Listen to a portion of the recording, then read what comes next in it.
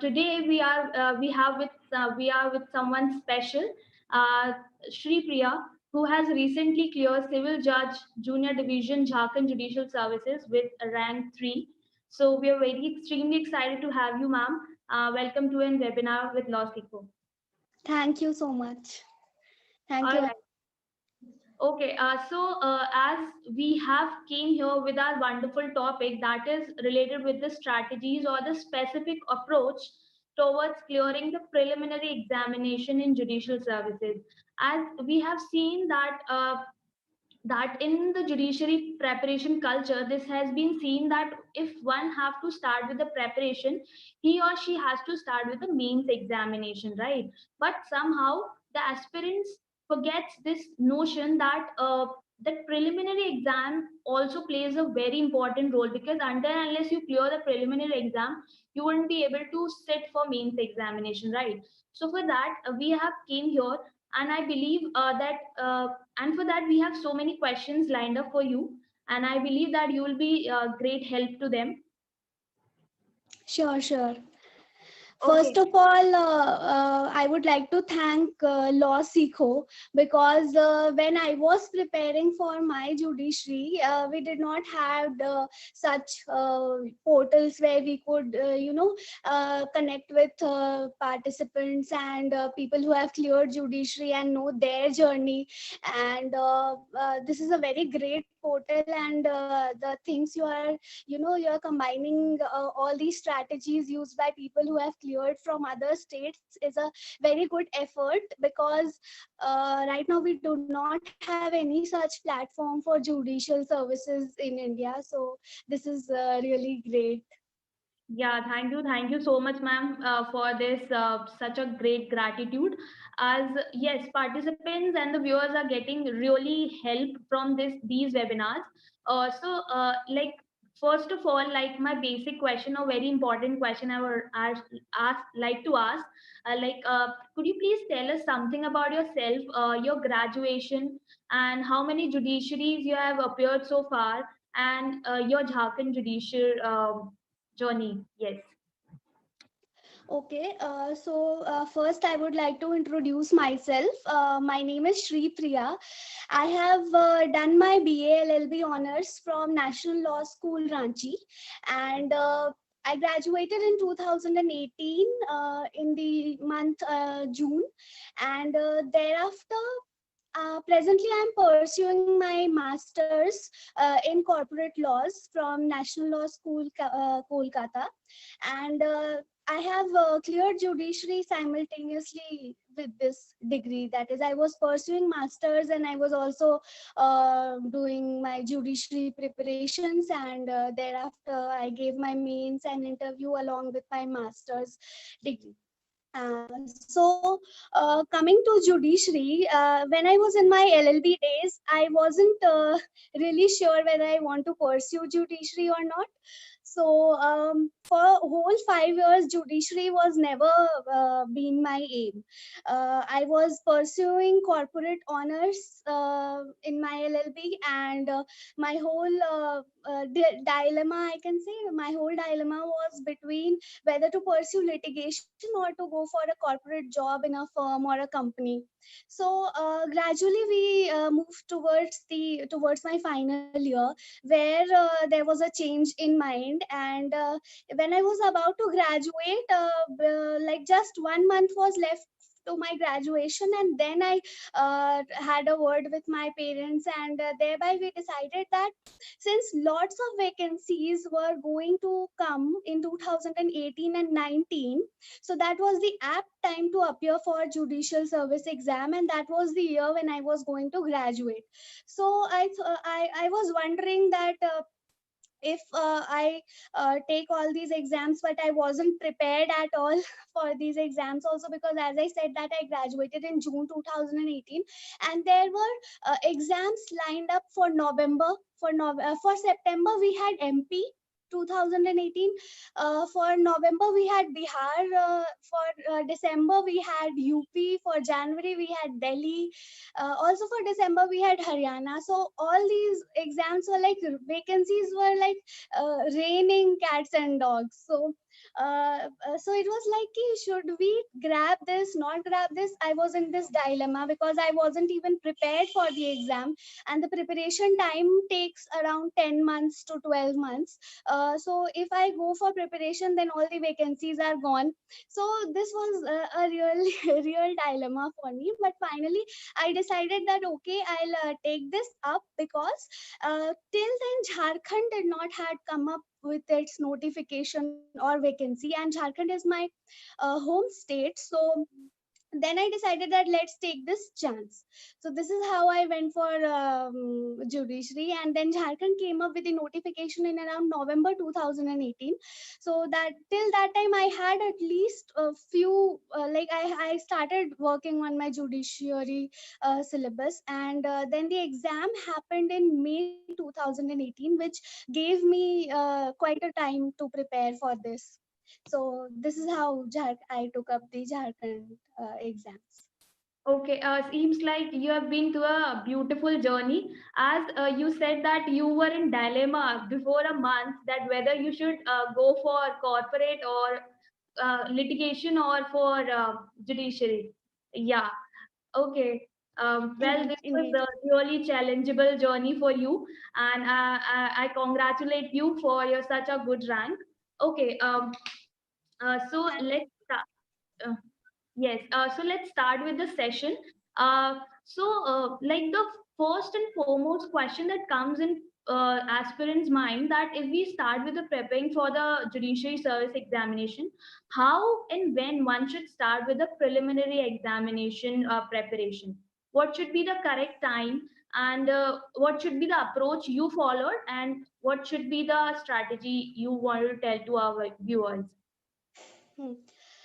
So as I said, that I was in a dilemma before 1 month from graduating, that whether I want to pursue judicial services or not. So after that point, when I started taking up exams, I realized that if I would have started preparing in like a year ago, or if my ambition would have been clear just a year ago before I graduated, that would have given me an upper hand, and I would have cleared all the pre exams like MP in September 2018, Bihar for November 2018, UP for. So you need.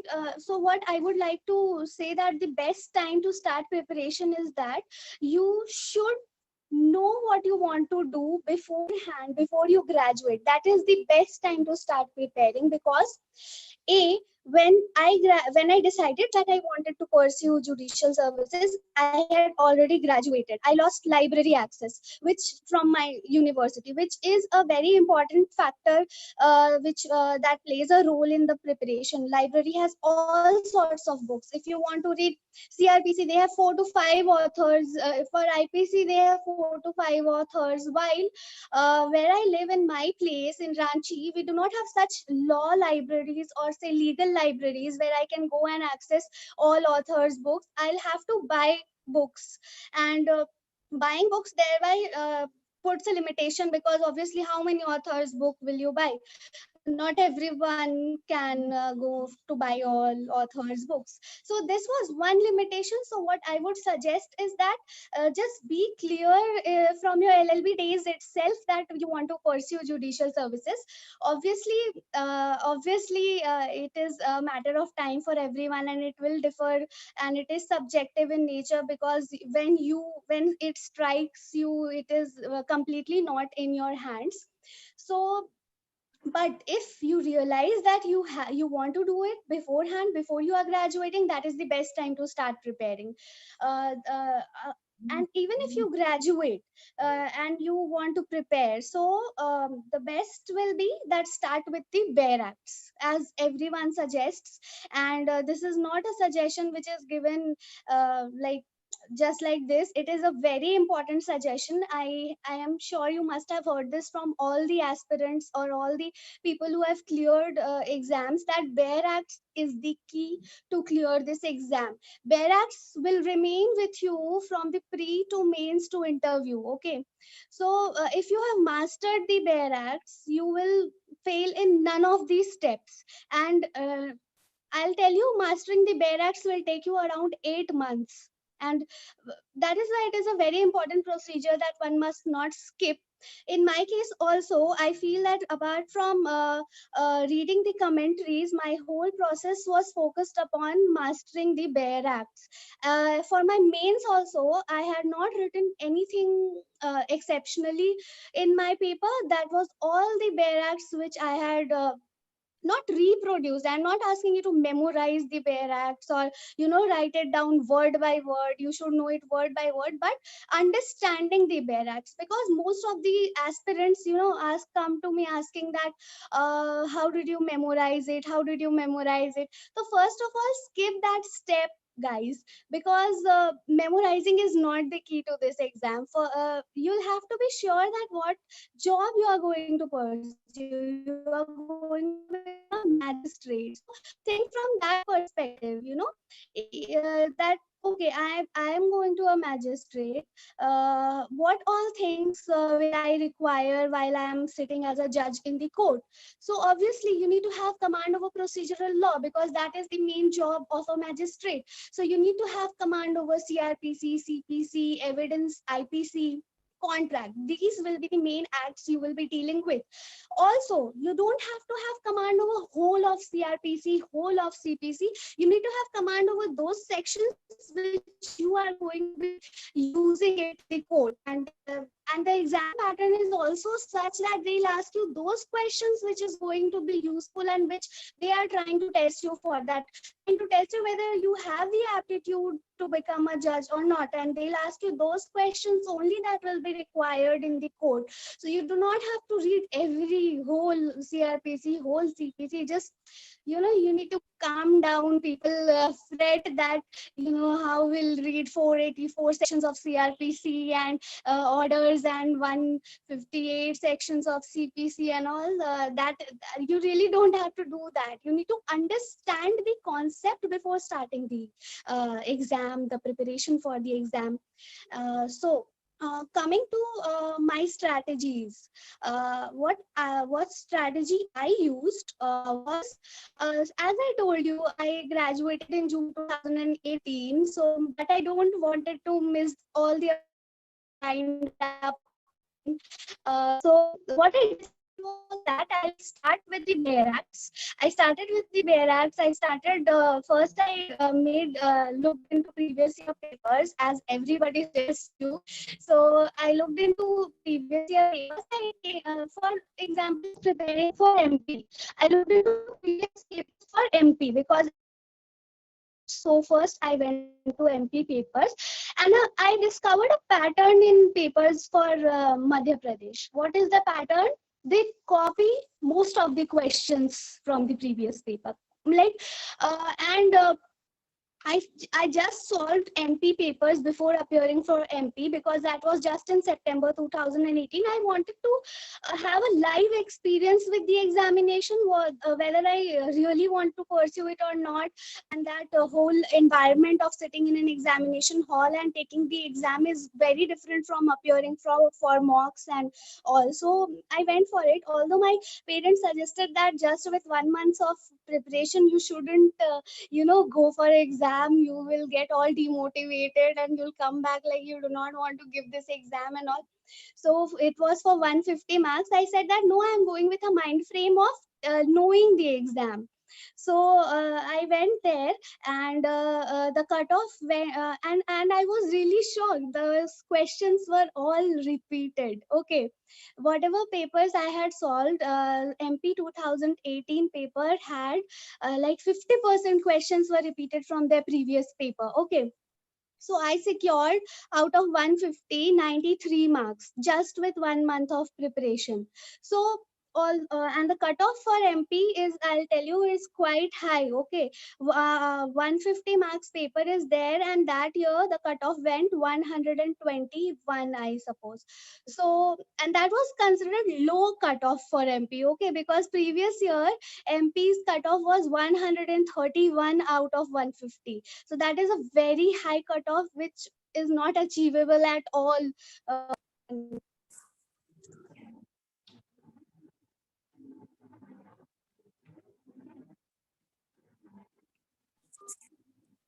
Shri, can you hear me? Yes, I can hear you. Actually, there is this some network issue. Okay, just a second. Yes, continue. Just a minute, just a minute.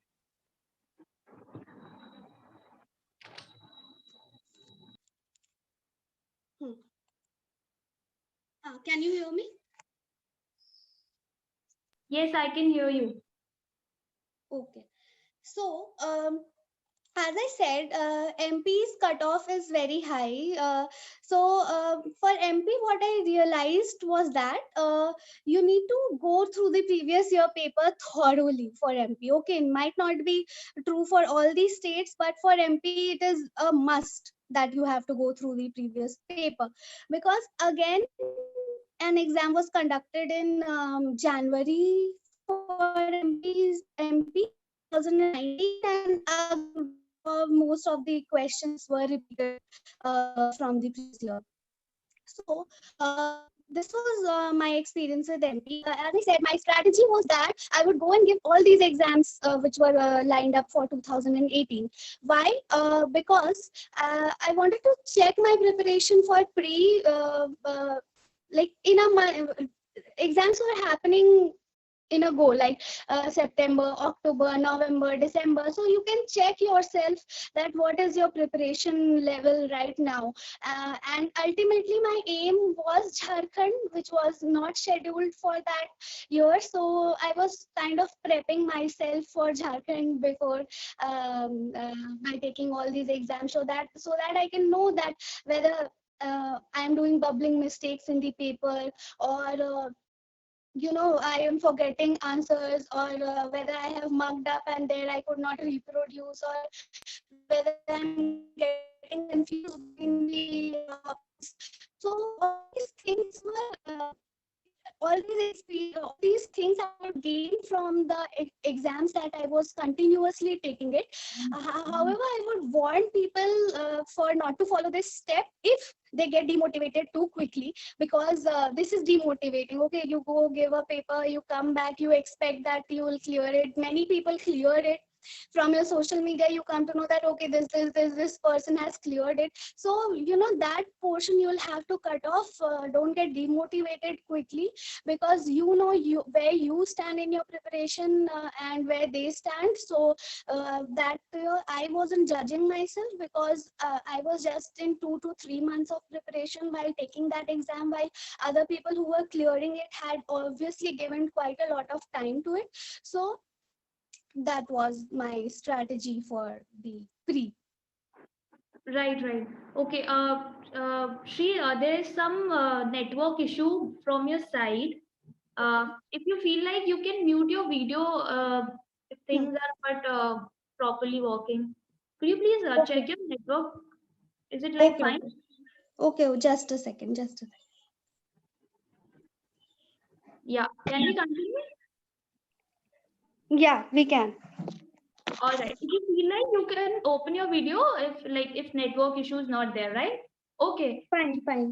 Okay, so there are next question that comes up. Of course, you have said it that your strategy was to appear for certain state examinations so that you can test your preparation. And I believe that is the good strategy. And do not get demotivated if you are not able to clear and preparation of and keep preparing for the exams.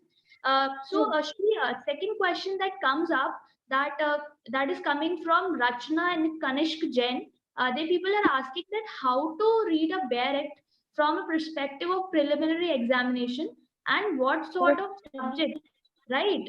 Which covers mainly in preliminary examination. As we have seen, there are certain topics that definitely comes in the preliminary examination, right? So tell us about that.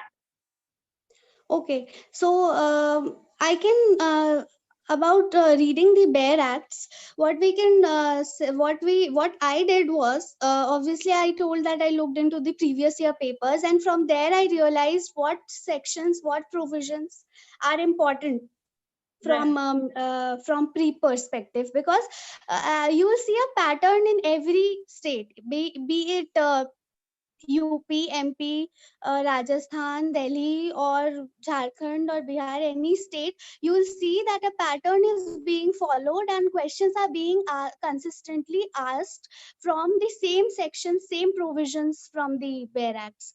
So what I have decided is, I have few sections, few provisions which I'll let the audience know, so that from there you definitely have to master those sections and those provisions, and later you can go for the other sections, you can give a reading to it, understand it. And also what I'll be doing is that I'll be discussing the major acts, okay, CRPC, CPC, evidence, contract, okay, IPC, and I'll let you know the provisions which which will definitely, you'll see in your question paper. So if we Right. start with CRPC, should am I audible? I Yes, mean, yes, you are audible. Like you can start your video as well if you feel like. Yes. okay, let me check. I think we can do this part without the video and then I'll check the video. Okay, Sure, sure. fine. Okay, go ahead. Yes, yes. Okay. So for CRPC, as you can see, one question which will definitely be asked, be it CRPC, CPC, any act, that is the year of the act and date of. So what you need to do is, you need to, whenever you start with a bare act, you need to know the year of its enactment and then the enforcement date. For example, for CRPC, year is 1973 and the enactment date is 1st April 1974. So you need to memorize this. There is no other formula to do this. Or you can use it, you put your syllabus in a in a manner that the year goes in increasing order. For example, CPC you have 1908, then for CRPC you have 1973, and before that Evidence Act was there, 1872. So what you can do it, you can memorize it in an increasing order. Whatever minor acts also you have, just keep it in between the years, and then you can remember the frame in your mind, that okay, evidence was in 1872, thereby this, thereby this, thereby this, and then we come to 1974, then 2002 CPC amendment. You can remember like this, make a flow chart in an increasing order, okay. Right. Then we come to the definition portion of CRPC. That is the most that is an important portion that you have to cover for CRPC. Okay, do not skip any section, any provision from the definition portion, because in most of the exam you will see questions asking what is section 2A, or if they give 2A section, then they'll ask where you can find this provision regarding bailable offense or non-bailable offense, and they'll give in the MCQ the relevant section number. Okay, so so from the definition portion you will definitely get 2 questions or maybe 3 questions, so from CRPC. So make sure you go for the definition portion. Thereby what important chapter is chapter number 3, which discusses power of courts. As I said, you need to keep in mind that what exam you are going to take and what job you will get. You will sit in a court, so you need to know the power of the court, which court has which power in the hierarchy manner. So that is dealt by section 26 and 27. And then, for example, one question which comes from this chapter is that sentence of imprisonment in default of fine. What is the sentence of for imprisonment? That is 1/4. So this question you can see in every paper. Go for any Hindi state and you will find this question. Okay. So this chapter you will have to cover. Thereby we come to a very important chapter of CRPC, which is chapter 5, which deals with arrest of persons. So arrest of persons is a very important chapter from judiciary perspective, be it pre, mains or interview. You will face these questions in all the 3 examinations. Okay. This is also a very dynamic provision, because these under this chapter provisions have been amended also. where related to women also it has been amended. So and also this chapter is taught very thoroughly in criminal justice administration subjects. So this is a very important and dynamic issue which the country is facing with regard to arrest of persons, human rights, and human rights violations. So this question will obviously will be there for you in mains. It was there in our Jharkhand mains also. You will also see it in prelims, and then in interview also they'll ask you how do they arrest a woman, what are the rights of an arrested person from human rights perspective, what are the violations in criminal justice administration. From that perspective questions can be asked, so you need to master this portion very thoroughly. Now we come to chapter 6, which is the process for appearance. Now once you become a judge, you'll have to know all these processes about on how you will call the witnesses, how you will call the arrested person and all. So you or the person accused, how you are going to call them. You need 4 methods of calling them, which is dealt by chapter 6, that is summon, warrant, proclamation, and attachment. So you obviously need to know these portions, and questions will be asked from these portions. But this is very logical. You don't have to, remember or memorize it. Okay. Thereby we come to chapter 8. From chapter 8 also you'll see 1 or 2 questions definitely. Okay. Chapter 8 deals with security for keeping peace on good behavior. Okay. So from section 106 to 110 you will definitely see 1 question in every Hindi state. Okay. We come to chapter 9, maintenance. Everybody know this is a very important section. Now mind it, although 125 section is a very long section, you do not have, you should not skip it. Read every sentence of that section, and make sure that you you know what is there in the section. Okay. Realize, no, keep the wordings very crisp, know what words have been used. Okay. Don't skip the language of the barrack, because it then goes for wrong interpretation of the section. Sometimes interpretation based questions are also asked, that whether soon word has been used, or these questions are also asked from section 125. Coming quickly to the main portion, that is chapter 13. This will deal with your police investigation procedure, FIR, confessions and all. And this is also a very important part, because the case will come to you after the police has sent it to you. So you need to know the powers of the police, the investigation they have they do, the way you have control over that, and how much interference you can do with the police investigation and all. So you need to know this chapter. And thereby chapter 13 dealing with jurisdiction of courts. And okay, so I'll also tell you that there are in the later part of the CRPC we have few sections from which questions definitely fall. One is charge, that is chapter 17. You need to read whole of the charge section. Okay. Don't skip any section. Questions are asked from every section of charge. Okay. Then we come to summary trial. Summary trial, each year, every paper you pick up, question will be there from summary trial. Plea bargaining. Plea bargaining, every year they ask 1 question, that is, which chapter deals with plea bargaining, in which year it was inserted. These 2 questions are definitely asked from plea bargaining. Then being a magistrate or a judge, you need to know how evidence is to be taken. So chapter 23 is of great importance. Don't skip it for your interview part also, because they do ask it in interview, that how will you take evidence, what are the things that are important and not important, which is chapter 23. And thereby we come to 2-3 provisions which are very important for CRPC, which is section 300, important for mains, interview and pre double jeopardy section. Okay. Then section 313, 315, 319, 320. All these questions you will see in pre, mains, interview. Okay.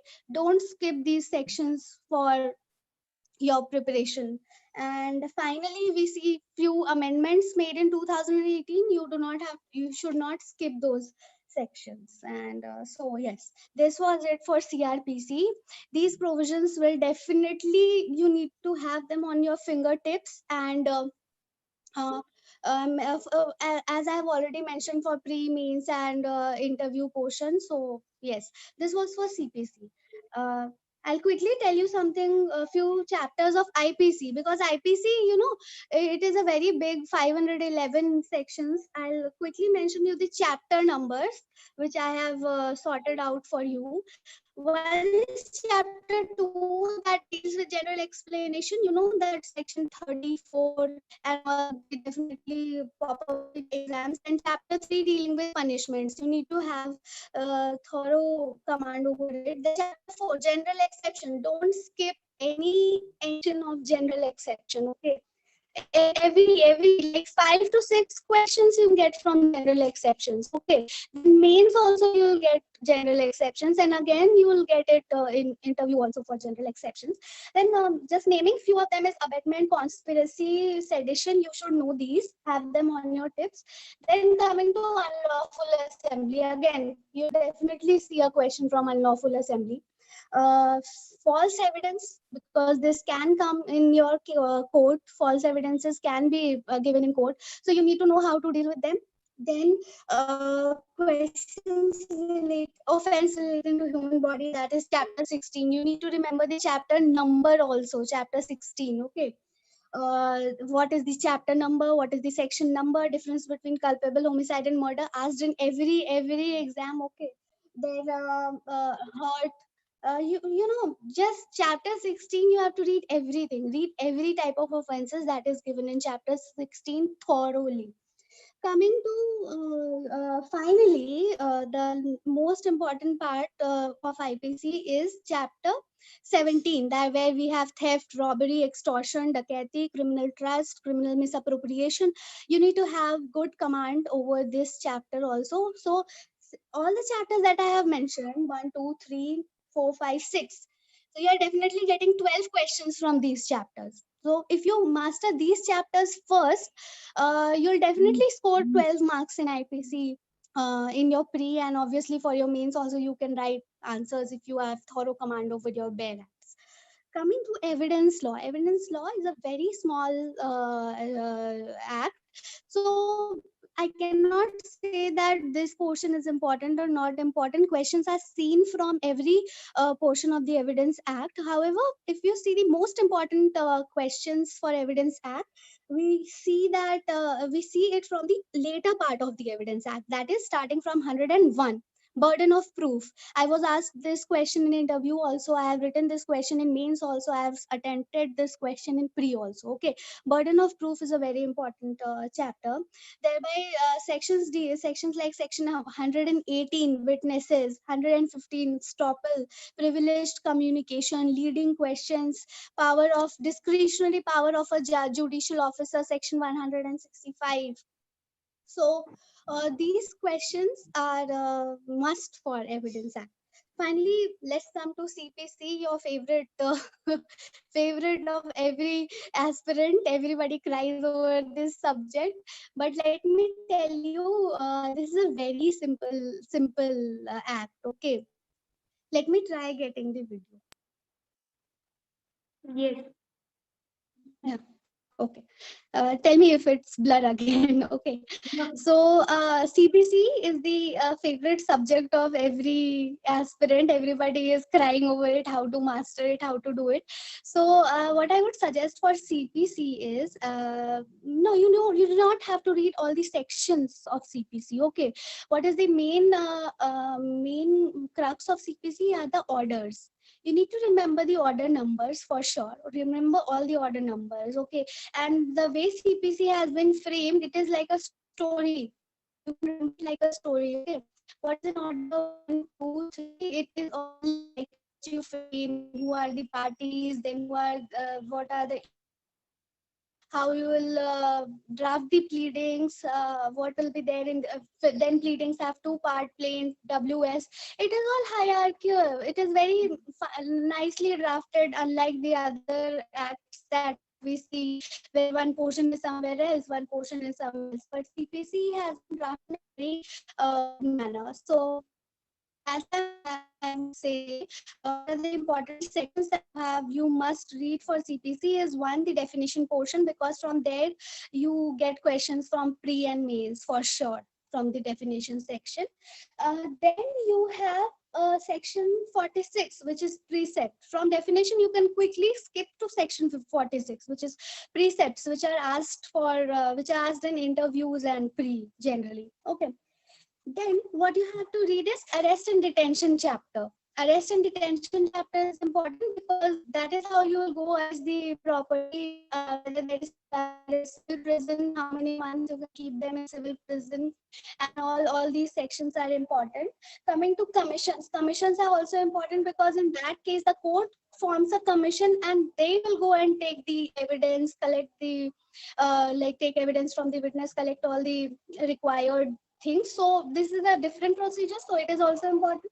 Coming to interpleader suit, section 88, it is important. From section 89, which amendment was there in 2002, so they asked that which section was amended in 2002. Then section 91, public nuisance, that is also a very important section. We had this question for Jharkhand pre.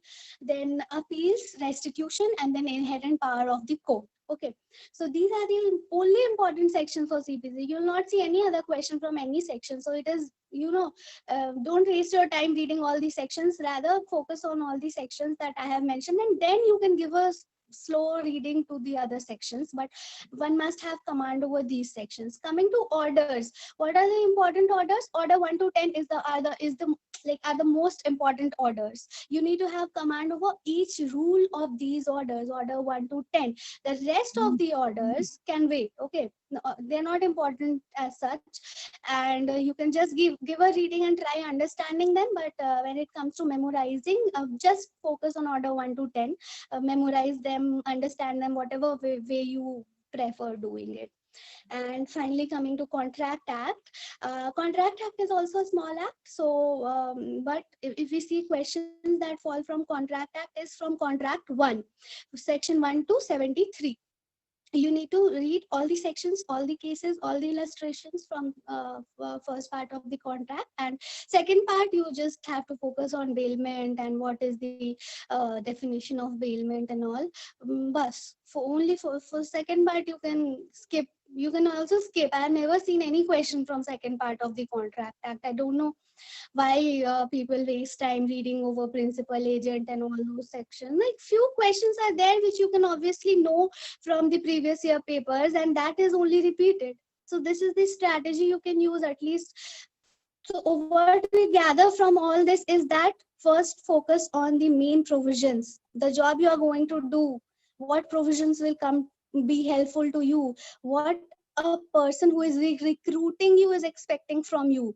If you have this in mind, if you have answered these questions in your mind, you will definitely figure out the important sections of your syllabus. And this is how, this is what I have. So, yeah. Right. So like Shri has beautifully bifurcated this main topics which one needs to study or for the preliminary examination, right? Actually, yeah, this all comes up when you go for previous year papers and when you try them. So I believe that this is the good strategy one could follow by focusing over the main subjects which going to come in preliminary exam, and she has also bifurcated the topics according to the mains and interview examination, and I believe that this strategy will definitely work. So Shri, as we have seen that in preliminary exam we see a lot of illustrations, right, which is somewhat there in the barrack, right? So what people do, what judiciary aspirant do, either they learn that this particular illustration is related to this section, so they just learn, and when a question comes into the exam, uh, it might get twisted, so people get confused over it. So how to deal with this situation, and what should be the approach of learning illustrations? And yeah, tell us something about that. see, the illustrations that are given in the bare acts are very important because that has been provided by the legislature, and many states have like focused on illustrations. They just pick up that illustration and give it in your exam, except for few states like Delhi, which which frame their own practical questions. You'll see most of the illustrations falling from the bare act, so do not skip the illustrations.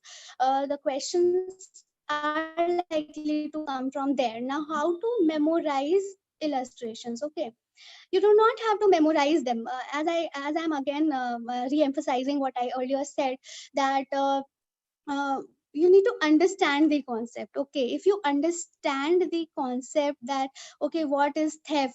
Theft involves dishonesty. A movable property should be involved from the possession of the another person. If you just apply these 4 formulas to theft, you will come to an answer, whether the illustration was from the bare act or whether it is from any other world. You will definitely come to an answer. So breaking the provision and how that has been applied to the illustration, you need to understand the concept, so that even if that illustration does not come and some other comes, you will have to be ready for that. So this approach is wrong, I would say. If you are trying to mugging up the illustrations from the bare acts, this approach is wrong. Either rather go for the different approach. Try understanding the illustration, whether the illustration was fitting all the 4 elements or 5 elements of theft. Yes, hence it was theft. Apply the same rule in your examination also, and you will definitely come to the answer. Again, although there are few illustrations which you will see are confusing, okay, you feel that why is this theft and all. Of course, well, like memorizing, you can go a bit for memorizing. However, I would not suggest you to go for memorizing approach, because then that limits your performance in the examination. But yes, there are few things that we have to memorize, right? We cannot escape this process, because as we know, the our system of judicial exams are a bit of a mixture of memorizing and then, so we cannot skip this portion of memorizing. So what you can do is apply some tricks, form your own tricks, that okay, this was in theft, this was in extortion. And also, if when you solve previous year question papers, you will keep getting these illustrations back to back, randomly. When you solve UP, then you solve MP, you get the same illustration, and thereby you will, there will come a time, a point where you'll know, okay, this illustration was from this section, this. So gradually you will master it by practice. That's how I did. Because when I appeared for Jharkhand exam, it was a point where I had taken up so many exams already in a period of 8 months. And I had solved so many mocks, and from there I then realized, when I saw the paper, I was like, okay, all the questions I have seen somewhere or the other. I've seen all the questions somewhere or the other, and few of them which were not seen, we can solve it by by looking at it also. So Jharkhand paper was not that tough, but still the cutoff was out of 100, 76 for pre, and I scored around 83. So all that came from the constant practice of the bare act, illustrations, previous year papers, mocks. So yes, this is what I suggest, that do not try memorizing, but yes, if you feel that you have no other option, then go for the memorizing method. Right, right. Okay. So as you said that memorizing and repeated revision will definitely help a student to get command over illustrations. Yeah. So Hmm. that another question that comes up mind, that since we are going to write an exam, For that, we need not to become, a professor or something, but still we need to learn a lot of case laws, right? And in preliminary exams also, we have seen that what the examiner do, they put the held part of a case law in the preliminary question, and you have to answer on in which case law it was held, right? So how to, like for example, I wanted to give, like in constitution we have various case laws which is very near to each other, like for example Keshananda Bharti, AK Golaknath, and there are so many cases, right? So we Hmm. are not able to somehow differentiate, right? So what should be the strategy of learning case laws as per the preliminary examination? Please tell us something about that, how you did that. Okay, so yes, they do ask cases, giving the obiter dictum portion of it or the ratio decidendi, and then asking which case is this. So, firstly, the approach should be go for the landmark cases first for all the subjects that you have in your syllabus. Go for the landmark cases. The second process, once you have covered the landmark cases, the second process will then come to few important cases apart from the landmark one. Okay, the landmark one, obviously, we while we are in the process of reading bare act, memorizing, learning, understanding, whatever you say, whatever is your approach, you'll face case laws in that process itself. You'll come across the landmark cases in that process itself. Make sure you have another folder of yours where you have important cases. Okay, keep jotting down, make another folder for your case laws. So once we have covered up the landmark cases, okay, thereby what you have to do is come for the most important cases, not from the landmark, like apart from the landmark, what other cases are important. uh, you jotted down in another folder. We have got two sets of cases, and then we come to the current developments of that subject, current recent cases on that subject, which you can obviously get from Live Law. That is the best website that you have for current judgments. So this is the process you can follow. Now, how you are going to get the cases? Okay, as I've already said, you for landmark cases, you will get it in your bare acts or any book. Front page you open, the landmark cases are given. Also from your previous year paper also you can get few cases. For current cases you can refer Live Law, which gives you most important judgment of an year and all. For the most important cases, how will you know that it is an important case or not? For this you will have to refer good commentaries. Okay, as I said previously also that since I had lost library access to my college, I couldn't get access to different authors and commentaries available from on the subjects. But then I had to go for buying all the books, so I bought standard commentaries for each subject. Okay, so in those commentaries what I saw was that they have highlighted in bold few cases. When reading the commentary, you will see they highlight a case. Or even if you read the citation also, na, there will be few cases which are in bold. Those are your important cases. Okay, so go to for example, for CPC I had referred Takwani.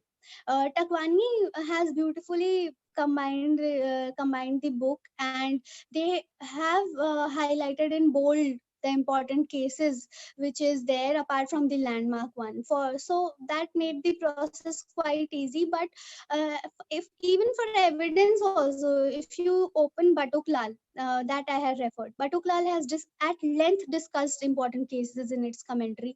Its whole chapter deals with case law based approach. So that was a good book. For constitution, you have the N Shukla, which is a concise version.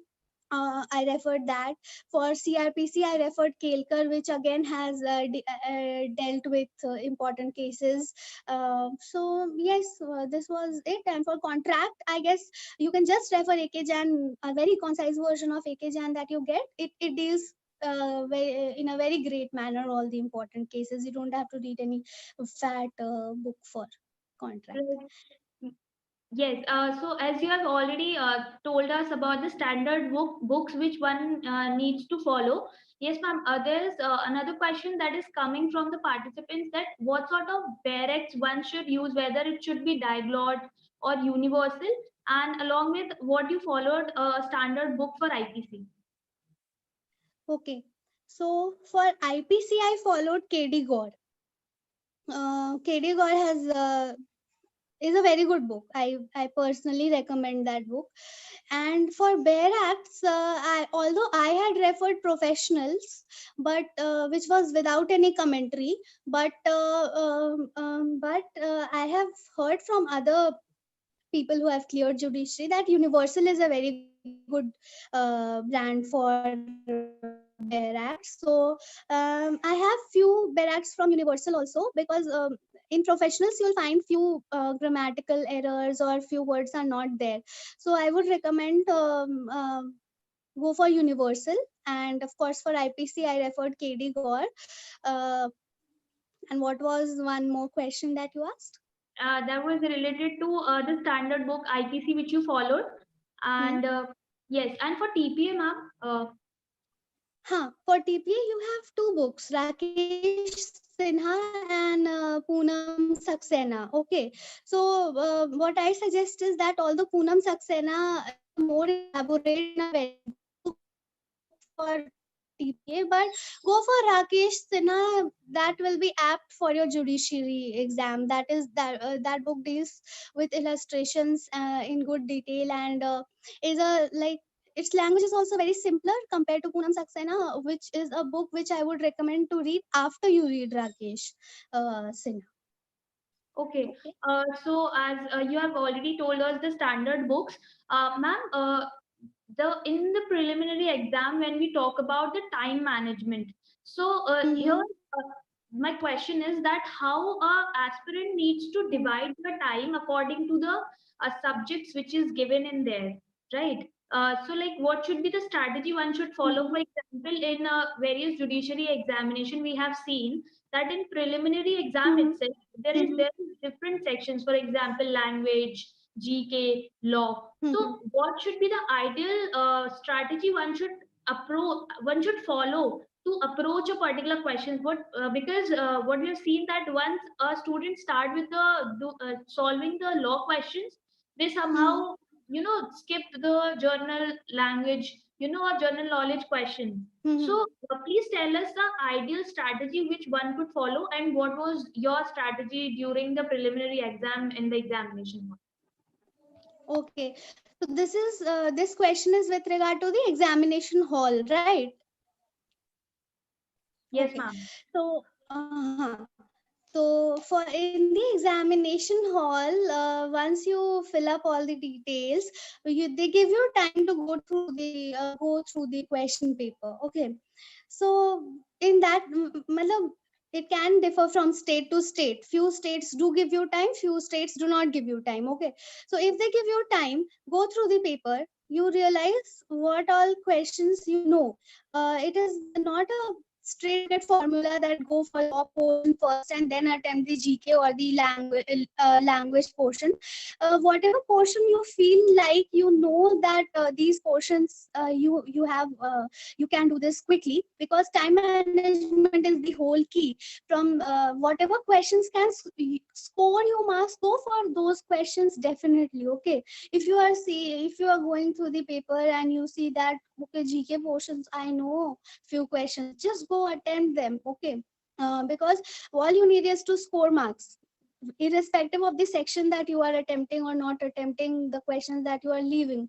And then there is negative marking also, so make sure that the questions that you definitely know, go and attempt those questions first. Once you attempt all the questions that you are sure about, you need to pause down there, make a calculation that how much you have attempted. Say if you are attempting a 100 marks paper, the previous year cutoff for that paper was 69. Okay. You have already attempted 50 questions, which you know you are sure you will be scoring marks, or say you might score out of 50, 45. So now you have following that cutoff, you require get 25 marks more. Now you'll have to take the chance on the questions that you do not know. So from that you again go to the questions where you are confused between two options. Okay. uh, and use the elimination method for those questions. There are chances that they might get correct, so go for those questions first, then again make a calculation. Are you reaching 69? If 69 is the cutoff, you need to solve around 80 questions, or say 82 questions, because you obviously you negative marking will bring down your marks. So first, to attain the 69 mark, you need to solve around 82 questions, or 85, I would say. But make sure that if you are really not sure about the questions, don't go for just to reach the 85 count. Okay, skip it and keep it limited to 80. But just in case you are just in case you are sure that you are going to score good marks, don't go for the negative portions at all, because you might lose marks. And then again there comes you also have to calculate that just because 69 was for 69 cutoff for this year, it might go high, so you have to be in that range also. Because for Jharkhand, I would say that last previous year cutoff was 69, but for our paper it was 76. So you have to have that portion in mind as well. So answering your question, Anu, I would say that one should go to attempt those portions which one is familiar with, which can score them for sure marks, rather than focusing and wasting time on questions which you reread and understand and waste all your time.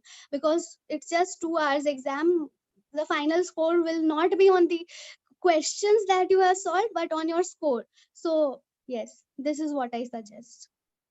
Right, right. Okay. So as you said, calculation is definitely needed while attempting a preliminary exam. Okay, ma'am. So there is this another question that is coming up about the GK part. How Hmm. one should prepare for it, and what other standard books one could follow. Yes, Hmm. ma'am. So for GK portion, what I had referred was Lucent for static GK, and for current affairs, I had referred Pratyogita Darpan. And I'll let you know, this is very weird, but all the questions are from these two books. Okay, line by line, they just pick up a line and give you. They'll just copy a line, give you from these two books only. So these are the two standard books that you must refer for the GK portion. And do give time to the GK portion, because it is really scoring in nature, really scoring. You'll not get it wrong. In legal, maybe you will get wrong even though you felt that you are going for the correct option. But in GK, you will never get wrong. So if you want to score more, and states which have GK, more number of GK are Bihar and UP. So in these states, I feel that if somebody masters has command over GK, one can easily clear pre easily, because they have 100 marks GK portion. So if one has thorough command, those are not UPSC level GK. Okay, those are very simple and like very easy. You don't have to apply your brain, you just have to know the answer. So for those states, GK is really scoring, although few people might find it difficult. But give it time, give it thorough time, like around 4 to 5 months. If you read it every day, make a plan on it and then read it, then obviously after 5 months you will realize that your USP is GK. You will feel that even if you have marked wrong answers in law, there is GK which will come and save you from behind. So yes, I would suggest Right. that give time to GK each day. Yes. Right, right. And basically, general knowledge is something which should be a habit in your daily life, since you're going to become a judicial officer. So you should be aware of the things which are happening around you. Ma'am, there's this a small question that is coming from Abhinash Das, and he's Hmm. asking about the standard book of tort and personal laws Actually, he has taken that subject as a optional, so he has no clue about it. Yeah, please tell us about that. For torts, I would recommend go for if you have AKJ and judicial volume. Okay, they give you a judicial volume of 3 books, volume 1, volume 2, volume 3. They have torts in that one volume. I had referred torts from that, and that is pretty much okay to for torts. So I would recommend AKJ and judicial volume torts version. And if one wants to give it a more thorough one more wants to have a more thorough command over it, then go for Bangia, because R&D is also a good and standard book for torts, but it will really lead you to get confused in the end, and you will feel that what have you read, you cannot just grasp what it said. So ignore R&D and go for Bangia and Ekejan volumes for torts. And for family law, right? For family law, there is Akil Ahmed for Muslim law, and for Hindu law, you have Paras Diwan. So these two are standard books for family law. I would recommend, and what I have referred, because but again I would mention that for succession, you cannot refer one book for succession. Okay, you need to go through few other books for succession, because I did come face this problem, but since I had only one book, Paras Devan, so I read it from there, but I wasn't really satisfied for the succession portion of Paras Devan. So I would suggest go for some other book for succession in Hindu law. Rest of it is fine with Paras Devan Right, right. and Okay. Akil Ahmed. Yes, I believe that you have got your answer. Ma'am, there is so many questions that are coming up regarding the means writing exam, right? So, like, what should be the strategy of means writing exam? Along with we have seen that there are situational questions, in the mains examination. So, how to tackle with this? And moreover, regarding the preparation strategy, how to make notes pertaining to the same. Okay. So regarding the mains practical questions, you need to, again, previous year papers are there. You'll get a guidance from the previous year papers, that what kind of questions they are asking on practical purposes. And finally, you can finally solve the practical questions once your concepts are clear. So that was the reason I was asking you not to mug up your sections, or not to mug up the provisions, or not to mug up your answers. You need to understand the concept. Okay, once you understand the concept, you will be able to solve the practical questions. Shri, are you there?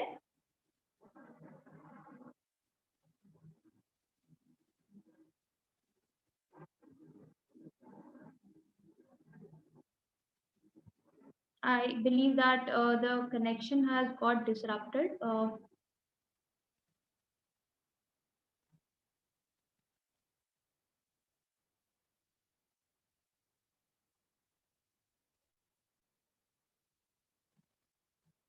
Shri, are you there?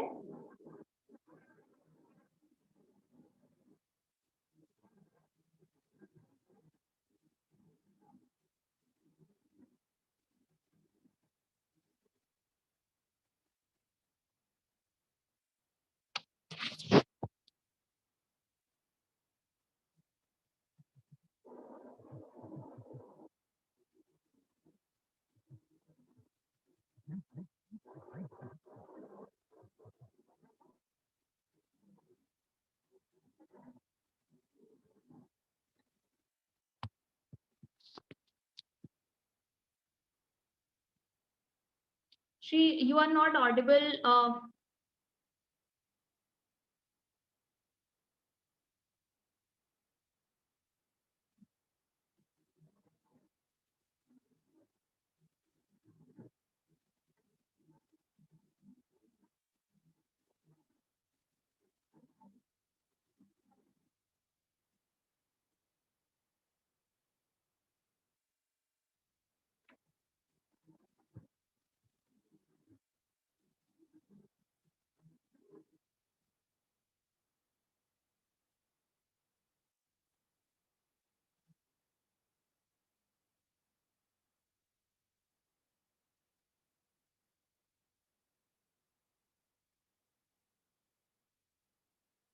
Shri, unmute yourself.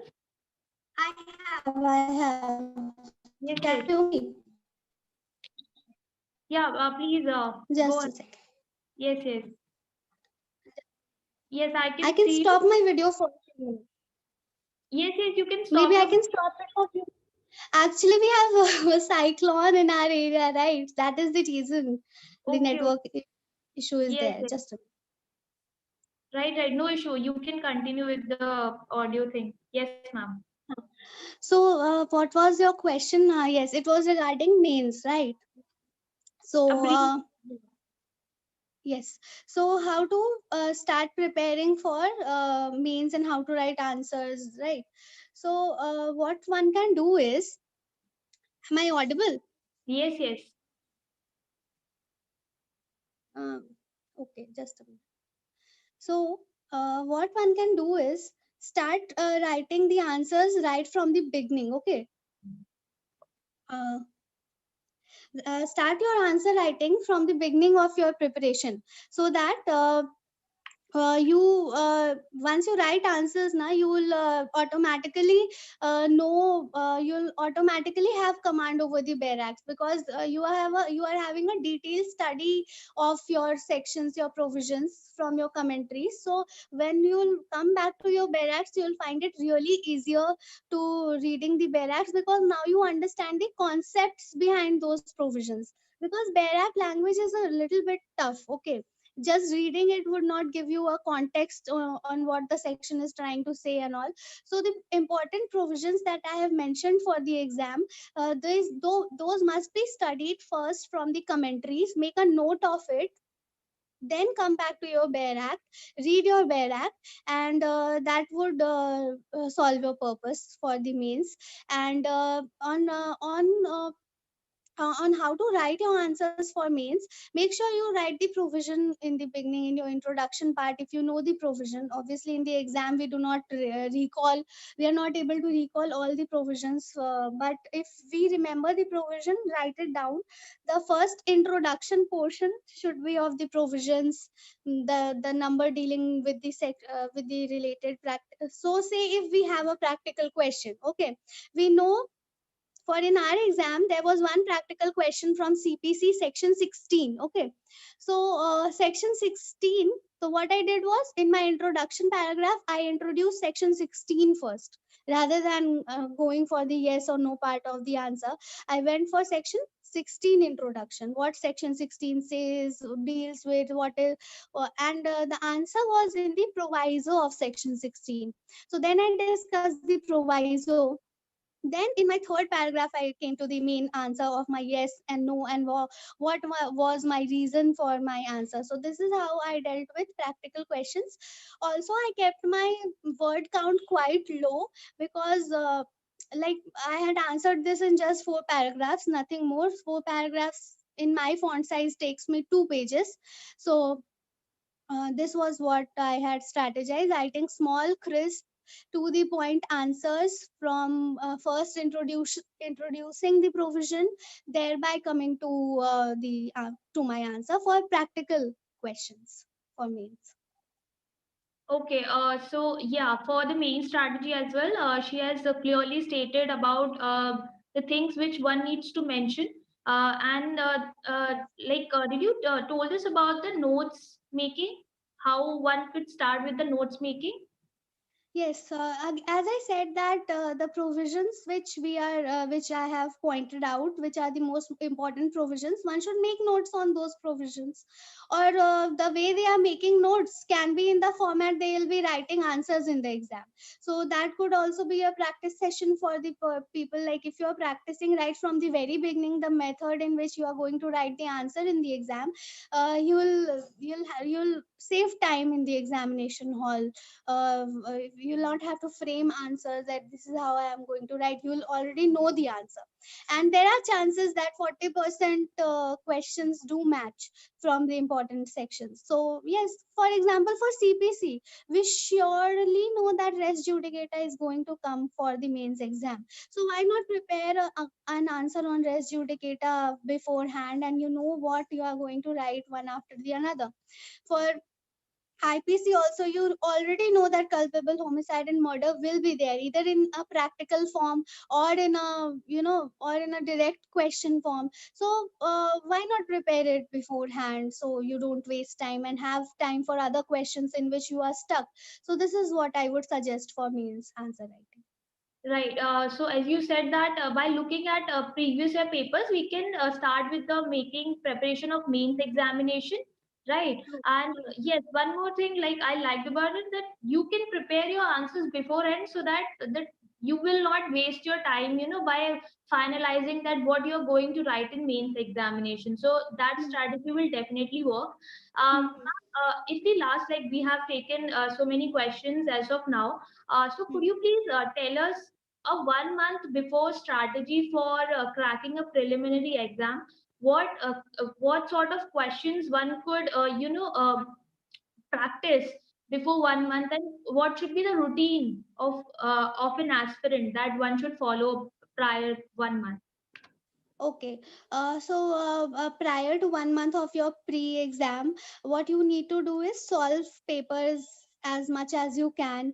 My routine was divided into solving 1 or 2 mocks per day. I did not solve too many mocks, okay, because then also, what I realized that uh, there are few answers which are wrong also given in the books. Okay, so in one paper I see B is the correct answer, but in another paper I see C is the correct answer. So I did not want to get this, because it creates confusion and you end up answering, marking the wrong answer in the final exam. So what I did was I restricted myself to 2 to 3 mocks, not even 3 mocks. If you are religiously doing it, 2 mocks will take your quite a time. Okay, so I did 2 mocks, and then I listened to current affairs and current affair of the day, and then I analyzed. Yeah, so 2 mocks. Then I analyzed my mock. I checked the answer, whatever portions that I thought was weak, and whatever questions I could not attempt. I went back to my bare acts, to my notes, revised those portions, and then go for current affairs. And this is how a day went off. So this is my strategy 1 month before the pre, that solve. Even if you solve 1 mock, but you go back and revise your bare act on your weaker portions, you brush up your weaker portions, that will suffice, because in all the mocks you have more or less same questions that are being repeated. So it is not necessary, the quantity is not necessary, the quality of that is required. So make sure you're not compromising on the quality just to increase your quantity. Okay, so this is what is my suggestion. Right, right. So I believe that many of our participants will definitely get a insight on a approach that one needs to follow to crack a preliminary examination. Yes, ma'am. So before signing off, we would love to hear that what would be your advice to the judiciary aspirants who are preparing for these services, and what should be the motivation they should keep on. And meanwhile, I'll ask my participants to rate this session between 1 to 10 as a feedback. Okay. So first of all, I apologize for the bad network problem because of the cyclone that is really out of my hand. And secondly, what I would say is that when one starts with the judiciary preparation, one feels that it is a memorizing process. So skip on that part. If you are really feeling that you have to memorize and crack this exam, you won't be able to do so. Okay. Thirdly, make sure that what the recruiter, for whom you are going to get recruited, what the recruiter has in mind. If you were the recruiter, what you would expect from the person, from the interviewee, from the candidate. So if you have that in mind, because in private interviews also, for like if you are going for a firm is dealing in corporate or say IPR, it will obviously check your IPR skills, right? So if you're going to become a judge, what are the skills necessary to become a judge? Okay, that is what they are constantly testing you. For pre, they are testing how how you are not confused among all the questions, and how you are clear with your bare act. Only the bare act pre is basically based on the bare act. So how informed you are with your case laws, and how informed you are in your GK portion. For mains, they are actually trying to test your writing skills, because you will have to write your judgments, and of course you need to write the correct, you need to cite the correct legal provisions, that so they are obviously testing. So you need to make sure that for mains you have good writing skills, and further, the concept is clear, because then you won't be able to solve the practical questions if your concept is not clear. And finally, for the interview, what they are seeing is how observant you are as a person, how patiently you can hear them, how you can keep your calm even in situations where you do not know the answer on, or in a situation where you are stuck with your answer, or you used an incorrect word. How much command you have over your vocabs, like are you using the correct terms or not, or are you just casually speaking. So all these things that are required from a judge is checked in the whole process. They are checking, so they have divided it very beautifully, so that you become a whole package for the judiciary. And yes, this is it. Okay, so you have beautifully summarizes this particular process, and I believe that our participants will definitely got motivated from your such insights, and definitely they'll follow up the tricks and tricks you told them about how you can bifurcate your time, how you can bifurcate your topics and strategies, and how you can make notes and everything. And I believe that this was a very helpful session for us and for our participants. And thank you so much, ma'am, for giving us your time from your busy schedule. And since a cyclone is there and still you manage, so we at LawSIP are very uh, obliged with that thing. And thank you so Thank much for your time. And thank you, participants, for joining us. Join us with another session with someone special. And I've taken your request that you are requiring some other aspirant also. Yeah, we'll definitely come back with that. And yes, again, thank you, ma'am. I'm thank signing off. Yes, thank you as so much. Anubhav, webinar executive. Thank you, Thank everyone. thank you. Bye. Bye.